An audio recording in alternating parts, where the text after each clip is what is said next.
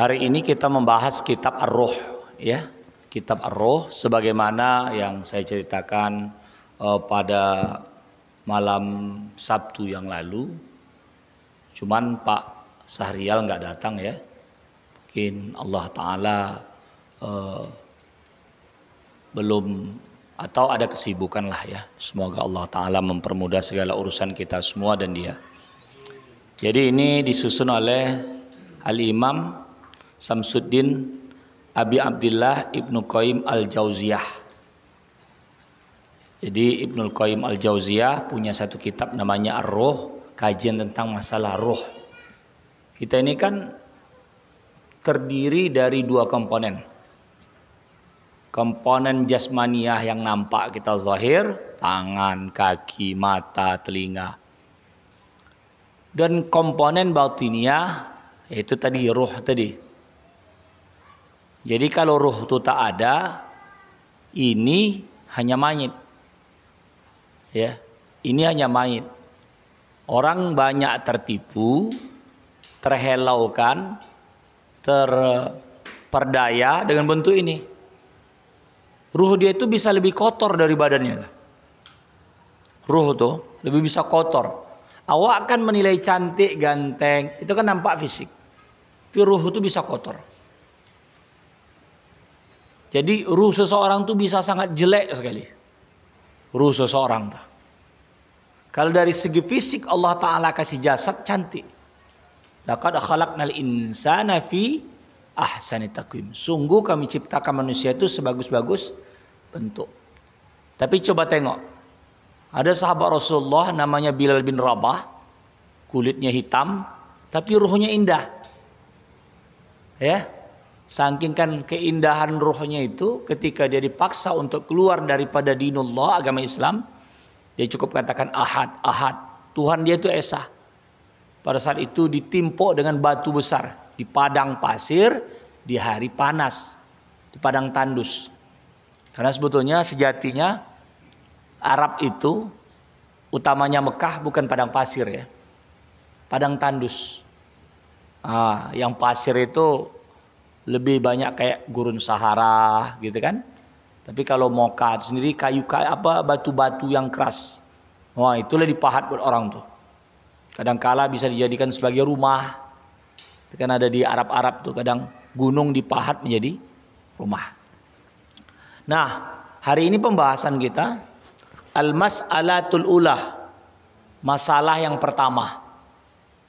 Wahia, dan dia hal ta'riful amwat, adakah orang mati itu mengenal? Hal ta'riful amwatu ziyaratal ahya, kunjungan orang hidup, wasalamahum, dan salam mereka. Amlah atau tidak? Jadi fokus kita ini nih.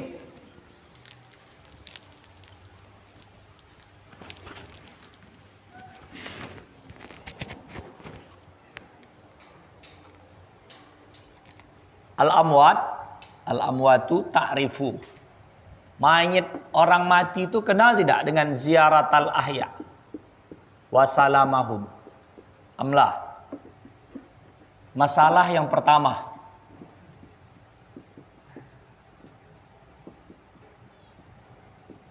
Ini dari kitab Ar-Ruh nih. Ya, dari masalah itu tahu tidak orang yang meninggal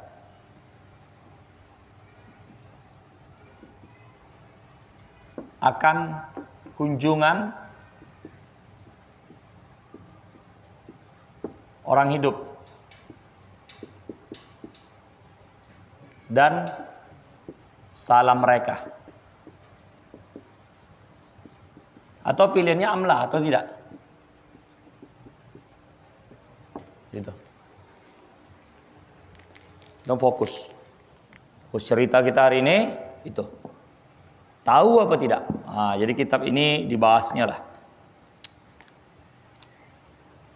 Qala Ibnu Abdil Bar, berkata ulama ya, seorang yang meriwayatkan hadis namanya Ibnu Abdil Bar.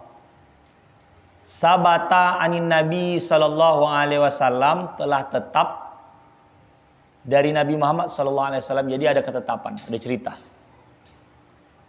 Annahu bahwasanya qala Nabi bersabda, ma min muslimin yamurru ala qabri akhihi kana ya'rifu fid dunya fayusallimu alaihi illa raddallahu alaihi ruhahu hatta yarudda alaihi salam. Ma min muslimin, tidaklah dari seorang muslim. Ini muslim nih, kajiannya muslim. Ma min muslimin, tidaklah dari seorang muslim. Ini kajiannya orang muslim. Yamurru, lalu melintas ala kabri akhi, atas kuburan saudaranya. Kana ya'rifu fid dunya, adalah dia tadi yang melintas mengenal akan orang yang dikubur daripada saudaranya fit dunia, di dunia ini. Saya kenal Pak Suhaimi, ya, saya kenal Pak Padli, saya kenal Pak Abu Ya'la. Itu. Yang lain-lain saya kenal. Jadi ketika meninggal saya, Pak Suhaimi ucap salam di kuburan, berketepatan saya di situ. Ya. Bagaimana kenal ini? Atau sebaliknya, di antara kita yang hadir ini meninggal, saya lalu ucap salam. Kata hadis Rasul, fayusallimu alaihi. Lalu orang yang hidup ini mengucap salam kepada orang yang meninggal. Illa raddallahu alaihi ruhahu. Kecuali Allah kembalikan ruhnya orang yang meninggal ini. Dibalikkan ya. Jadi waktu ucap salam, ruh itu dibalikkan. Jadi alam barzah kan Adam sendiri itu. Ketika ucap salam, ruh balik. Hatta yarudda alaihi salam, hingga dia mengembalikan atasnya salam. Jadi diucap salam kan, kita kalau melintas kuburan kan ucap salam. Udah diucap salam dia balik-balik. Kira-kira kalau di dunia itu kalau kita mengunjungi tahanan, ya, tahanan, penjara, kan ada waktu sebentar. Nah, salam tuh begitulah kondisinya itu. Salam tuh begitulah kondisinya. Fahadha nasun, ini adalah nas. Fi annahu, pada annahu bahwasanya ya'rifuhu bi'aini, dia mengenalnya dengan matanya. Dia mengetahui. Jadi orang meninggal itu menengok juga dia. Tapi kalau kita tak apa, istilah kalau bahasa kita putih lah mata. Orang melintas itu tak adalah ucap salam. Gitu. Dia tahu itu. Itu cucu aku tuh. Asal ucap salam dia berkabar sama-sama yang di dalam, kan makanya disebut darul mu'minin gitu ya. Ada darul qarar. Nah, itu akhirat ya. Kubur itu kampung gitu. Sebagaimana kita buat kampung di sini nih. Kuburan itu kampung juga itu. Jadi dalam kitab Fathul Mu'in, kalau kita masuk kampung itu salam. Utamanya kalau itu adalah pusara orang tua kita atau keluarga kita. Kita boleh, seakan-akan mereka itu hidup bagi kita. Assalamualaikum ya. Tapi dia tak jawab. Kalau jawab takut pula kita kan gitu. Kita yang tak berani. Jadi kalau dalam kitab, ketika ada ucap salam, ruh dimasukkan balik ke badan orang itu. Tapi ada tidak kita itu kadang kono penyakit apa namanya itu kesemutan, kobas. Ini kobas tentang contoh. Kita hendak kan ngangkat nih, ruh kan ada nih. Bisa tidak waktu kesemutan itu diangkat tangannya, yang ukuran sini atau segini, bisa tidak? Tidak kan? Begitulah tamsilan ruh itu. Badan tuh ada, dia menatap balik, tapi dia tidak menggerakkan bibir itu, udah tak sinkron lagi. Tak bisa. Itulah kenapa di dalam kajian-kajian Bilal mayit Mandikannya itu harus pakai adab, ya. Jangan airnya terlalu panas, jangan terlalu dingin, yang sedang-sedang saja. Gitu. Udah itu lagi, main itu nggak boleh dirusak. Tadi ada jamaah bertanya, Ustaz, kalau ada orang pakai implan, KB implan, susu ya, pasang sini kan, kaum perempuan kan, berapa tahun tuh kan ada tahunnya itu di kotak itu sikit, baru dimasukkan, ya. Kalau sampai waktunya itu udah tak apa lagi, itu dikeluarkan, itu jatah waktunya tuh ada. Kalau tidak dia menetap situ. Andai kata dia dalam makai begitu meninggal, apakah wajib dikeluarkan? Jawabannya tidak. Tidak. Tengok kondisi.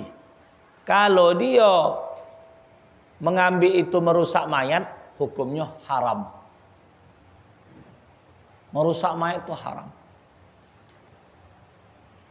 Gigi dia ini bisa lepas, itu tak merusak mayat. Tapi kalau melepas giginya bisa mengeluarkan darah, haram. Karena merusak mayat. Nah, saya tidak tahulah macam mana teknik orang terdahulu memasangkan gigi sehingga dia bisa sejati atau kuat. Allahu a'lam. Dulu kan ada ditompa kayak gigi emas, ya kan gitu. Warnanya, padahal bukan emas itu. Ya Allah alam, saya juga kau paham. Kalau emas itu, maulah orang ambil gitu ya, udah meninggal. Karena kalau begitu itu manfaat bagi yang hidup. Memang harus dibuka, tak boleh disia-siakan pula. Kalau dia meninggal karena ada emas, itu jangan disia-siakan pula, ambil. Karena bermanfaat bagi yang hidup. Tapi kalau cuman yang ala kadar tembago, apa semua tak pala apa bon, nah, kan gitu kan. Nah itu. Tapi kalau yang gigi-gigi sekarang tuh dia tak mendatangkan mudarat. Balik masalah implan ini tadi. Itu kalau diretak keluarkan darah akan menjadikan rusak mayat, nggak boleh. Nggak boleh. Sama juga dengan otopsi. Kadang-kadang kan pihak kepolisian itu hendak mengungkapkan satu kasus, mayat yang udah dikuburkan digali lagi. Tapi meminta persetujuan dari pihak keluarga. Dalam hukum Islam, kalau tidak ada mustahak kali untuk menggali kuburan tuh berkaitan dengan maslahat yang ramai atau bisa mendatangkan mudarat lah kalau tak digali. Bisa pula bersebunuhan satu kampung tadi, maka tak pahala digali kuburan. Dulu Wahabi di Moka tuh sejarah mencatat itu termasuk yang mengadakan perlawanan adalah ulama dari Indonesia. Kiai Haji Hasyim Asy'ari. Ya. Pada saat itu orang tuh ingin memindahkan kuburan Rasulullah dari masjid. Karena orang tuh liciknya satu. Memakai satu hadis, menafikan hadis lain. Memakai ayat yang satu Quran, meninggalkan ayat Quran yang lain. Kojonya tuh kojo Yahudi tuh. Yuharrifunal kalima an mawadihi. Ditukarnya ayat tuh daripada tempatnya.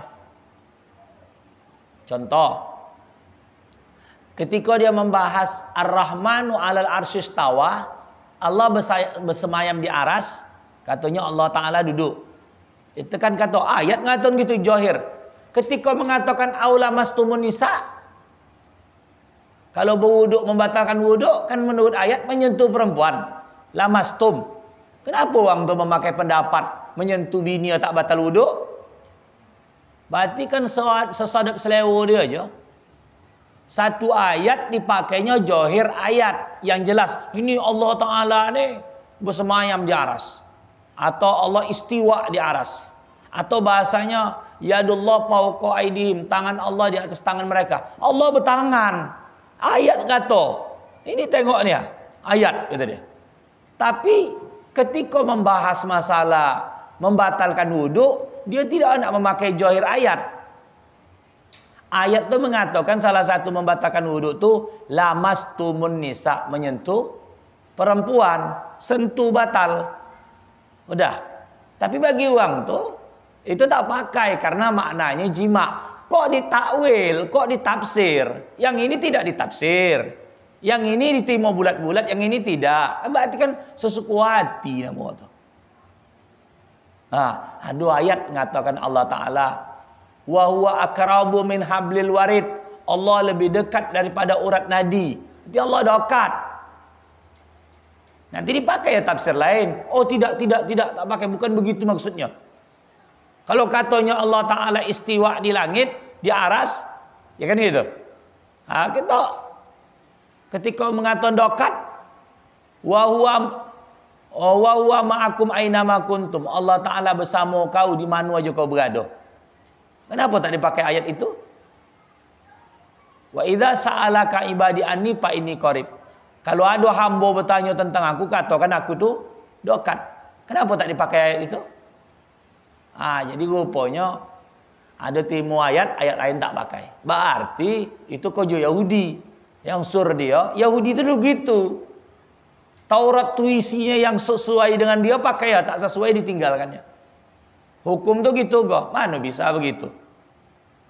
Kalau kita tuh jujur beragama, apapun yang dikatakan Al-Quran, kalau dia sepakat, oh tak ini tahu ini jahir gitu. Tapi tiba-tiba kadang yang lain bisa pula dia anti takwil, anti tafsir, anti takwil, tak pakai takwil, tak boleh. Jadi ayat lain bisa pula dibuat. Ini satu kesalahan. Sama juga ulama. Jadi ulama itu berbeda pendapat. Ulama itu berbeda pendapat. Kalau berbeda pendapat, janganlah pula kita bersekos-kosan. Itu kan sudah sejatinya gitu. Nah, balik kita cerita kitab.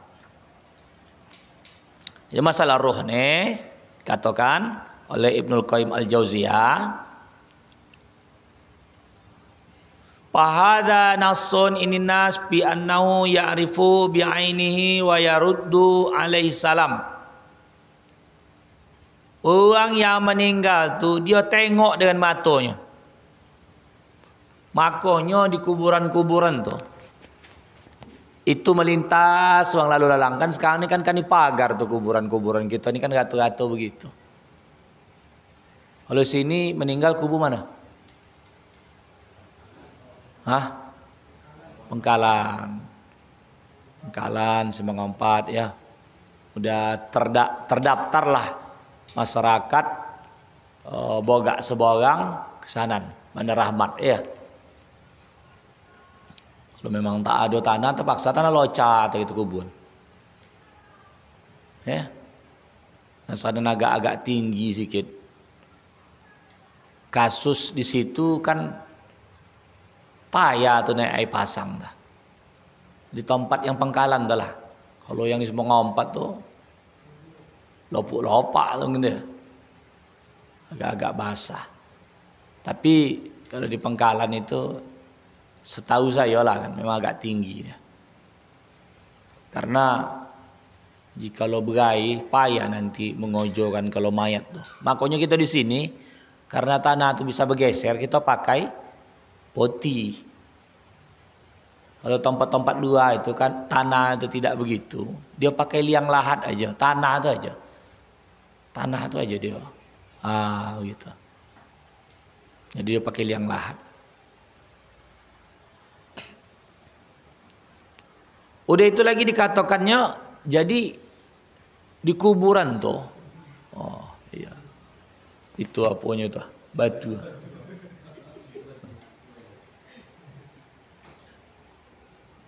Batu kan tuh, bukan? Batu. Iya. Sama di rumah tuh kadang pintu tuh nutup. Datang saya buat ikat di situ. Dicantol dah. Kalau batu kadang payah. Kalau cantol kang tali kadang tinggal buat paku. Paku itu diikat dah. Dia model macam-macam lah teknik aja tuh. Kalau batu dulu ingat saya bungkus kertas kadu, biar jangan nampak batu mana. Batu bata, kadu bungkus atau kertas yang berkilat-kilat tuh kan. Kain. Kain. Begitulah. Hah? Buka batu. Jadi mayat-mayat ini tadi yang hidup di alam kubur ini tadi, itu disebut. Ada orang tanya, tapi alam barzah, mata itu bisa memandang gitu. Mata itu. Kita inilah, mata kita ini kan, yang di muka nih, di wajah nih. Tapi coba ketika kita pajam, bisa kita tidak menengok. Maksud saya ini menengok bukan secara zahir nih. Seminggu yang lalu awak bau dari kisaran. Bisa nggak terpandang ingatan kita tentang kisaran tadi? Upu itu golah di dalam orang-orang yang meninggal itu. Jadi bisa saja pandangan tuh macam gini. Ini kan udah compact nih. Maksudnya udah padat dibuat. Kipas angin disatukan, wayarnya, semua alat situ. Awalnya tukang desain kipas angin nih berserak-serak dulu. Mesinnya di mana, kipasnya di mana, kadang wayar panjang. Lalu dirancang macam mana sehingga bisa dipindah begini. Dulu ingat komputer yang super besar tuh. Sekarang kan kocik, bahkan bentuknya udah kayak handphone nih, komputer. Dulu togap sekali, macam poti. Motherboardnya apa semua banyak tuh. Jadi pada saat itu pandangan nampak, tapi jiwanya itu di alam barzah. Teko disiksa, pandangan itu kasih nampak sana.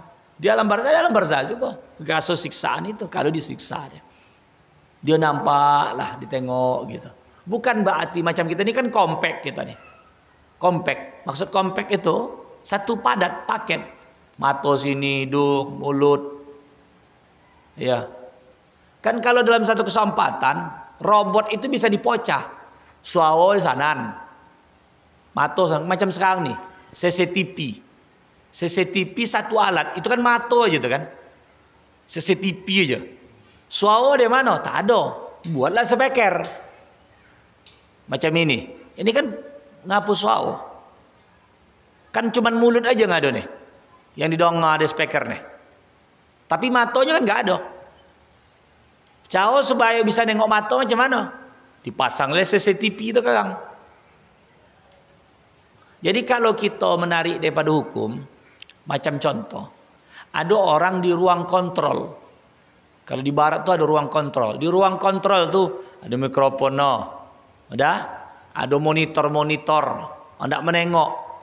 Siapa masuk ke ruangan ini, siapa masuk ke ruangan ini kan dia. Kalau kang bercakap tinggal kombu, sepolan. Kalau sekarang malas dia bergerak karena dia di dalam ruang kontrol, dia telepon security. Macam tadi, saya mengisi kajian di Apotik Arta. Apotik Arta. Jadi di Apotik Arta saya isi, rupanya Bu Arta tuh, nama Murniati. Ustadz masuk aja ke rumah, kata dia. Ibu-ibu itu udah nunggu di dalam. Pas di rumah dia kajian lansia, kajian wong tua desa Boga. Saya ini ada tugas lagi karena mau menghadap Pilkades ya. Karena dia kan megang di Boga. Dia mungkin tadi administrasi di mana nggak tahu, banyak urusan. Jadi udah ada beberapa tuh. Dari mana tahunya? Saya tengok di CCTV. Padahal dia di kantor. CCTV-nya kayak mana tadi? Dikoneksinya lewat HP.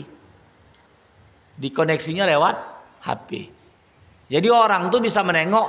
Walaupun dia tidak ada di tempat, dia tengok lewat HP. Sekarang udah begitu. Bahkan ada sahabat yang dia mudir direkturnya di pesantren Guntur Darussalam di Simpang Sianam, namanya Ustadz Aidil Fitrah. Dia soing tuh ke Malaysia tuh, badannya gomok, ya, santri-santri Guntur Darussalam tuh lah kan. Jadi dia bisa tahu apa yang terjadi di Batubara nih, padahal dia di Malaysia. Di mana dikoneksinya? Tengok di HP ya. Tinggal lagi kalau ada masalah, dia tinggal kontak yang ada di Batubara. tolong nih anak ini. Bisa dia lebih tahu dari kondisi itu ketimbang uang yang ada di situ.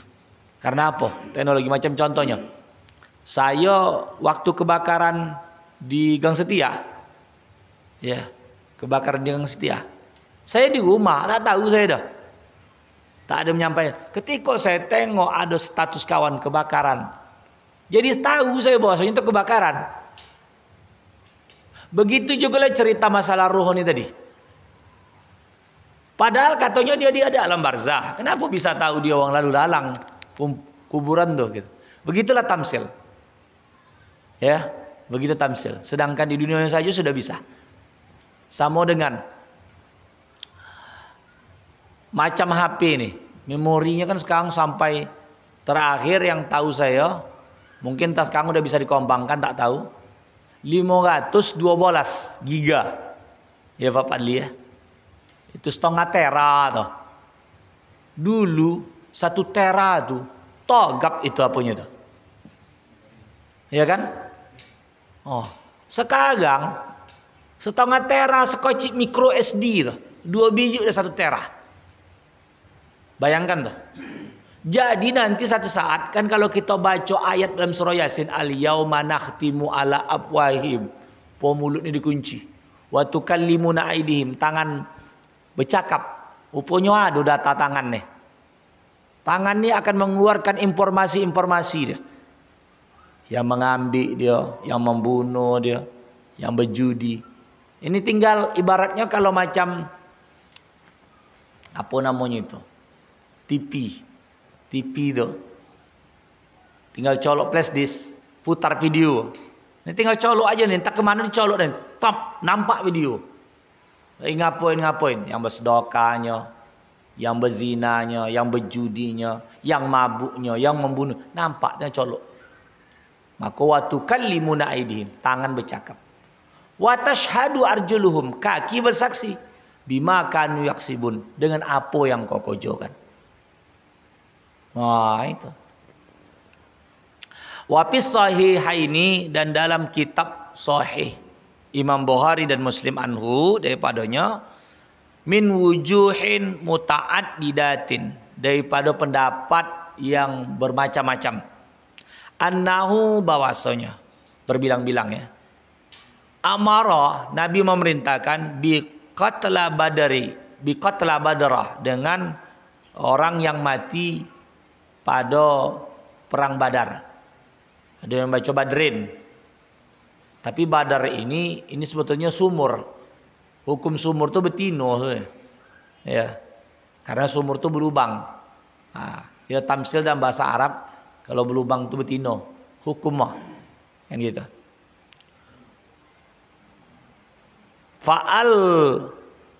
Fa'al kau fi qalibin, maka mereka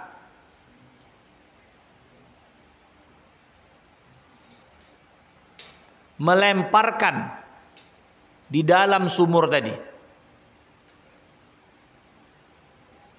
Summa jaa, kemudian datang, hatta waqafa alaihim, hingga terhenti atas mereka, wa nadahum bi asmaihim, dan mereka memanggil dengan nama-nama mereka, ya fulan bin fulan, wa ya fulan bin fulan, hal wajadtum ma wa'adakum rabbakum haqqa. Jadi dalam sumur tadi udah dilemparkan uang-uang kafir toh. Ya, kalau uang Islam kan dimuliakan itu. Memang kalau cerita uang itu uang kafir itu juga dikubun juga nyentuh, karena kan Allah memuliakan anak cucu Adam. Kubu kan. Gimana sumur masuk di situ? Sumur. Ya. Tapi di sini tak sebut sumur Badar atau sumur lain, karena banyak sumur. Cuman pada perang Badar. Kenapa sebut perang Badar? Rupanya penguasaan sumur. Dulu ada sumur Badar namanya. Sumur untuk digunakan minum. Ya. Jadi siapa yang menguasai sumber daya, dia akan mempunyai kelebihan. Ya, kalau dalam strategi perang begitu. Kalau dapat membatasi pasokan, maka orang tuh udah menang satu langkah. Contoh, pada perang Badar kaum muslimin menang. Kenapa? Allah tolong. Tapi kalau dari strategi, sumur sudah dikuasai, berarti sudah ada pasokan minuman. Pasokan minum. Jadi orang tidak kehausan bisa terus bergerak. Kan tahulah di Padang, ya, Padang Gersang, daerah Arab itu kan kalau air itu kan suatu vital. Dulu penampilan harganya itu mendekati harga minyak. Sekarang pun udah hampir begitu kok, sudah. Tapi sekarang tak apa pun. Pandai waktu mengemas air jadi begini. Karena ini udah harganya ada sendiri. Tapi di beberapa tempat air mineral itu sama dengan harga 1 liter minyak. Itu mahalnya air itu. Ini kan 600 ml, berarti kurang lebih setengah liter lebih. Kan gitu ya. Setengah liter lebih. Jadi balik kita cerita tentang masalah apa nih tadi. Ketika perang Uhud, umat Islam sebetulnya menang. Cuman daripada beberapa kaum muslimin ada sifat serakah. Serakah macam mana? Hendak berebut harta rampasan perang. Jadi udah pergi itu kafir musyrik. Jadi tengoknya tinggal harta rampasan perang. Jadi belum bola yang pemanah, tim pemanah mengambil ancak. Takut tak dapat. Padahal sistem Rasulullah dibagi itu ganimah. Dibagi. Tapi takut tak dapat. Anak nguasai. Akhirnya kosong tempat strategis. Karena kan gunung Uhud itu kan tinggi, besar. Kalau ada musuh, walaupun sedikit jumlahnya tinggal panah ya. Dulu kan berapa? Kalau dalam perang Badar, perbandingannya itu 300 sekian melawan 1000. Menang 300. Kalau pada perang Uhud, itu 1000 imbang 3000. Ya. Lalu 300 pergi, tinggal 700. 700 itulah imbang 3000. Awalnya udah menang strategi. Rupanya karena tak sabar pemanah, Rasulullah katakan jangan pindah. Turun. Akhirnya panglima orang kafir Quraisy pada saat itu adalah Khalid bin Walid belum masuk Islam. Menengok kesempatan itu karena dia cerdas. Diputar balik kuda tu, diserang balik. Itulah Rasulullah SAW patah gigi. Ya, kena panah. Pada saat itulah turun ayat. Nabi Muhammad dicakapkan, Muhammad telah meninggal, Muhammad telah meninggal katanya. Wah, sebagian kaum muslimin guyang lah. Apa pemimpin dia? Guyang. Ya. Rupanya di situ turunlah ayat untuk mengokohkan wa ma Muhammadun illa rasul qad khalat min qablihi rusul. Apa imata au kutilang kalabatum ala aqabikum. Muhammad itu cuma seorang rasul. Telah berlalu beberapa orang rasul. Apabila dia meninggal atau terbunuh, kau balik kafir ke belakang, murtad. Jangan, perjuangkan terus. Makanya Islam setelah Rasulullah SAW wafat, itu yang pertama yang dipikirkan itu apa? Pemimpin setelah Nabi. Itulah menjadi khalifah pertama itu Abu Bakar. Maka sirah menyebutkan Nabi Muhammad SAW lama dikuburkan. Sebab apa? Memikirkan siapa pengganti Nabi sehingga umatnya tidak pecah belah. Tapi walaupun begitu, daerah pinggiran terjadi pemberontakan. Macam mana pemberontakan tuh? Tak ada yang nak membayar zakat. Katanya zakat itu karena Nabi Muhammad masih hidup. Kalau sudah meninggal tak ada zakat lagi. Berarti menurut Abu Bakar mereka itu kafir, perangi sampai mereka mau bayar zakat. Karena itu termasuk rukun Islam. Sempat juga dikatakan Umar, kau ini tak pernah pula dibuat Rasul, kau pula buat. Bagi Abu Bakar, orang yang tak nak membayar zakat itu diperangi. Karena dia kafir. Ada yang keluar daripada agama terus juga diperangi. Murtad itu wajib dibunuh. Itulah dalam Islam. Karena kalau pembiaran, nanti orang sekahandak hati je main agama. Cuman di negara kita ni tak ada sanksi seperti itu. Orang tukar agama berkali-kali tak ada masalah. Dulu ada namanya seorang artis Emilia Contessa. Itu kalau di browsing tuh masuk Kristen, masuk Islam, masuk Kristen, masuk Islam. Itu juga dia. Omaknya Denada. Dua Denada tuh. Emilia Contessa namanya.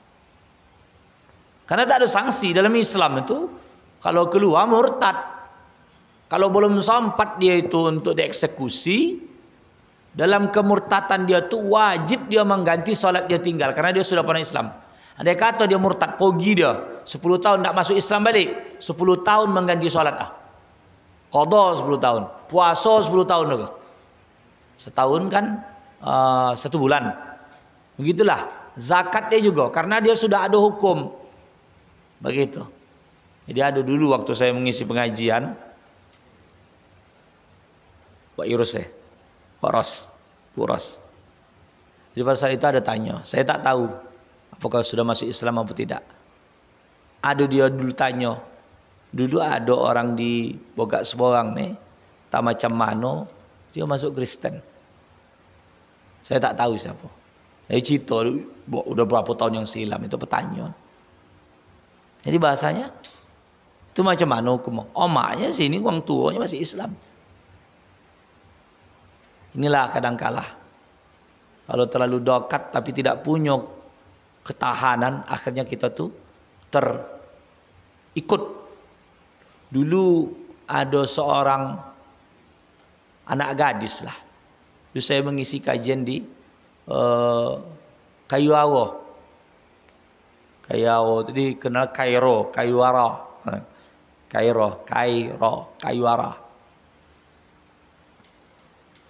Jadi dia sekolah SMA. Betapatan kawan dekat dia itu adalah Kristiani, Nasrani. Jadi pada saat itu namanya kawan lah pula kan. Istilah kalau macam kita ni wirid. Jadi orang tu menggunakan istilah wirid juga kalau kumpul di rumah orang tu baca-baca Injil itu. Ya. Itu. Jadi pada saat itu ikutlah dia membantu nama kawan. Ya. Asal orang tu dah datang dah jamaat-jamaat itu baca kidung lah entah apa macam kita kalau itu kan baca Yasin. Ada amalia. Opo berkhotbah lah. Isi macam saya ni ustaz itu ceramah lah pendetanya. Rupanya sudah habis acara berdoa. Aduh, gue berdoa orang tu. Ini dari pengakuan dia. Kalau dari jamaah Asia orang tu nama wirid ugo. Itu istilah itu digunakan sama. Maka kadang-kala ada orang-orang di luar Islam, dia kalau dapat rezeki, alhamdulillah, udah jadi biasa sama dia. Ucapan alhamdulillah. Alhamdulillah aja dia. Padahal bukan lisan orang Islam, udah biasa. Macam Ruben Onsu tu. Ucapan dia tu mau tu kadang astagfirullah kata dia. Karena udah biasa, udah lazim. Itu. Jadi hati-hati. Jadi pada saat itu berdoalah si pendeta. Dia mendoa itu sedih dia pas berketopatan mungkin dengan orang tua. Karena rupanya orang-orang tu belajar juga seperti halnya kita juga belajar menengok-nengok macam YouTube tu kan tak ada ganjaran lagi menengok kemajuan orang kan. Nak tengok ceramah ini, nak tengok khutbah ini kan ada itu. Itu. Menangislah dia. Si betino muslim ni tadi yang kawan sama menangis dia. Dia cerita sama saya. Sodi saya. Terbawa doa, saya ikut doa. Pak, oh kau, saya bilang, tak boleh. Sampai kau terhayat pula dengan doa orang tu. Berarti ada sesuatu indah bagi dia. Mungkin susunan doa orang tu indah bagi dia. Terbawa dia, menangis dia. Gitu. Saya katakan begitu. Jadi kenapa kau gomah ni? Perempuan tu anak yang luar Islam tu, maksudnya orang di luar Islam tu, bosi-bosi pula orang tu. Bosi tengok buat kawan ni. Ada pula abang si perempuan ni tadi. Hati-hati kau. Ada abangnya. Suruh pula kau besok, saya bilang. Dia ikut kajian saya. Budak tu lumayan kau yang muslim ni tadi. Kadang-kadang dakwah sama begitu. Hati-hati. Jadi dari penuturan-penuturan itu tu, yang ada saya katakan, Islam punya jati diri. Islam punya jati diri. Jadi dari kitab ini dikatakan ada suara dari sumur tadi. Itu ketika terhenti berkata memanggil dengan nama-nama, wahai fulan, adakah kalian sudah mendapatkan janji Tuhan mereka, janji Tuhan kamu? Fa inni wajadtu ma wa'adani rabbi haqqan.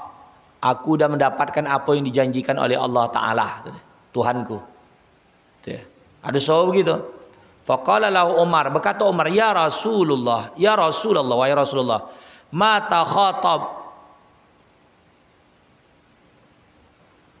tukhatibu min aqwamin jaifu, apakah engkau bisa berbicara dengan kaum yang meninggal? Faqala, Nabi berkata, walladzi, demi yang ba'asani telah mengutusku bil haq, ma antum bi asma'a lima aqulu minhum,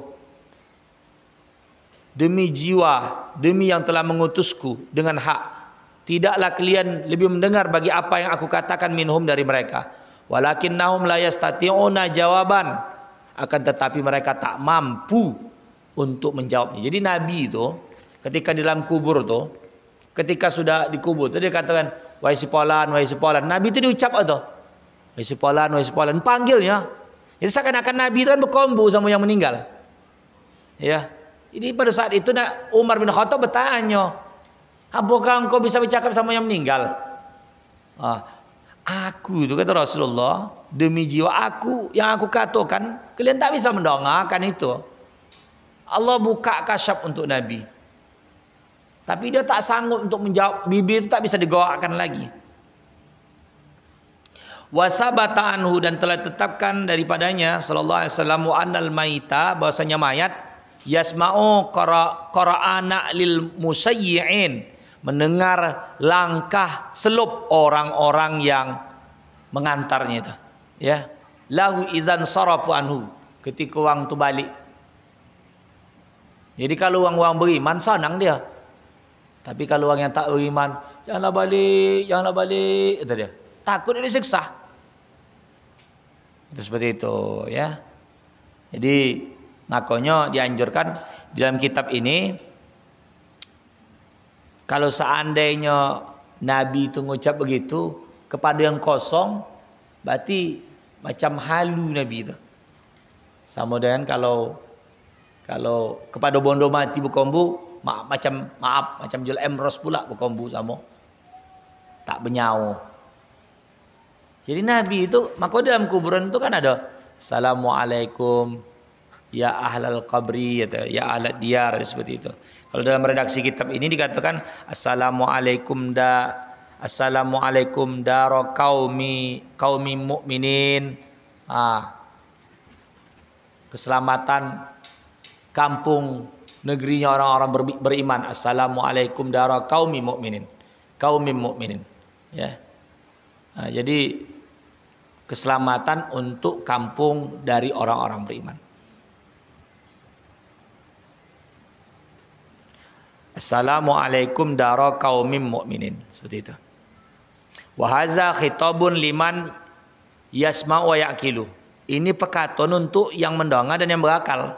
Yang tak mungkin Nabi itu tak menceritakan yang tak mendengar, tak berakal. Jadi itu kalau kita tuh dianjurkan, apakah dia pertanyaan ini? Apakah orang yang meninggal itu mengetahui yang berziarah daripada yang hidup dan salam mereka? Jawabannya tahu. Aduh. Maka salah satu amaliyah kita tuh lintas kuburan ucap salam. Kalau orang-orang di luar Islam ada doa tuh. Apa doanya? Absyiru binar.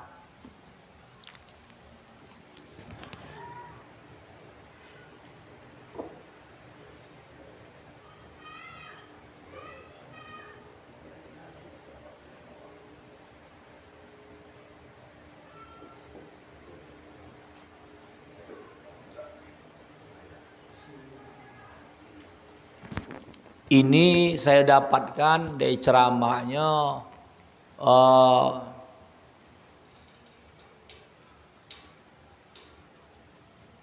Yai Temboro itu siapa namanya? Huzairan. Ke Allah yarham ke Haji Huzairan. Saya sama adik dia itu jumpa saya itu. Yang lanjutkan itu. Siapa namanya? Jadi waktu anak saya di pesantren di An-Nur, Rambung Merah, itu ada namanya PWS, apa nama istilahnya. Jadi ada bulan 3 tuh kunjungan di situ.